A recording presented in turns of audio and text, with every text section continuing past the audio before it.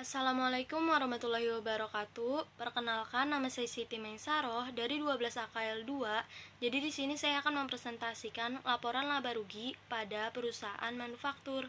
Jadi ini laporan laba rugi pada perusahaan manufaktur.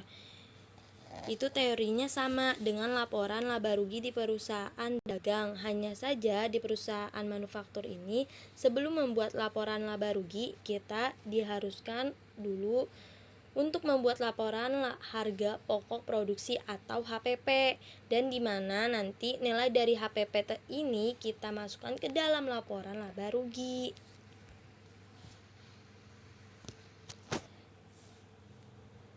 Nah, di sini teorinya itu sama kayak laporan laba rugi di perusahaan dagang.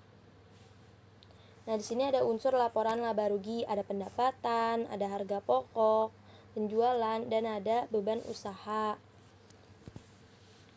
Nah, pendapatan ini perubahan kas perusahaan yang akan menambah kas perusahaan tersebut akibat dari penjualan jasa atau produknya. Nah, harga pokok penjualan ini didapat dari termasuk beban pokok pendapatan yang berasal dari pekerjaan yang ditawarkan. Nah, beban usaha ini meliputi beban produksi, beban penjualan, dan beban administrasi umum. Nah, di sini ada bentuk-bentuknya. Yang pertama itu ada bentuk bertahap atau multi step.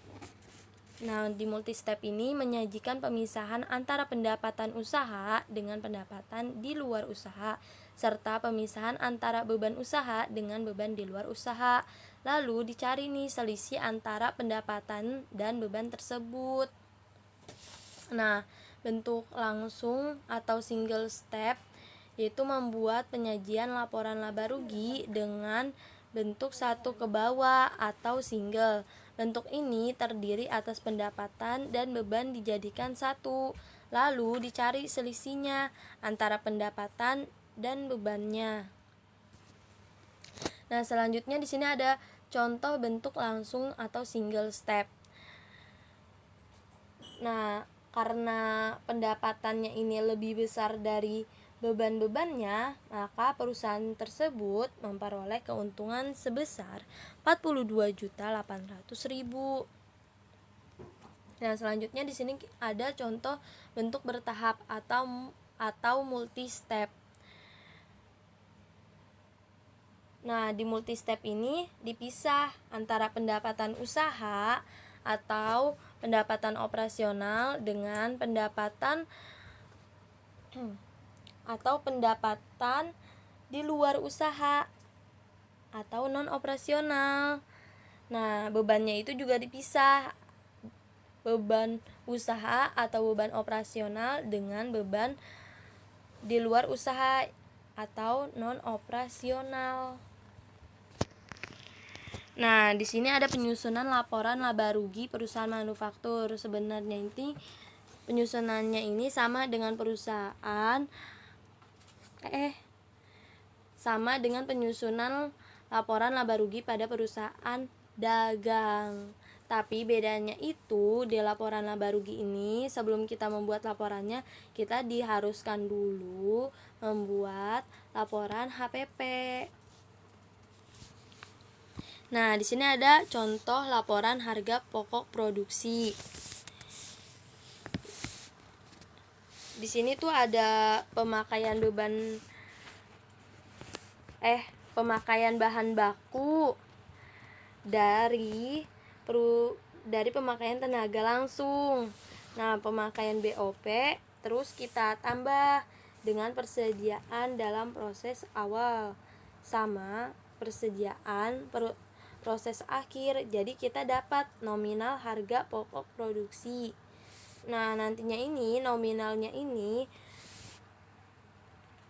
kita masukkan ke dalam laporan laba rugi. Nah, di sini ada contoh laporan laba rugi. Di sini ada penjualan. Nah, kita hitung nih harga pokok penjualannya, yaitu persediaan awal barang jadi 2.800.000 ditambah sama harga pokok produksi yang tadi kita buat laporannya itu 4 juta. Nah, hasilnya itu barang siap jual 6.800.000. Nah, barang siap jual ini kita tambah dengan persediaan akhir barang jadi 2.800.000. Hasilnya itu harga pokok penjualan 4 juta rupiah. Nah, selisih lebih beban biaya overheadnya 50.000. Jadi dikurang jadi diselisih yaitu jadinya total harga pokok penjualan 3.950.000 kita kurang dengan penjualan. Jadi hasilnya ini 2.100.000. Nah, selanjutnya kita hitung nih laba kotornya. Kita hitung beban usahanya. Nah, di sini ada beban penjualan. Nah, di beban penjualan ini kita tambah dengan beban-beban administrasi dan umum. Nah, hasilnya itu total beban usahanya itu 2.785.000. Nah,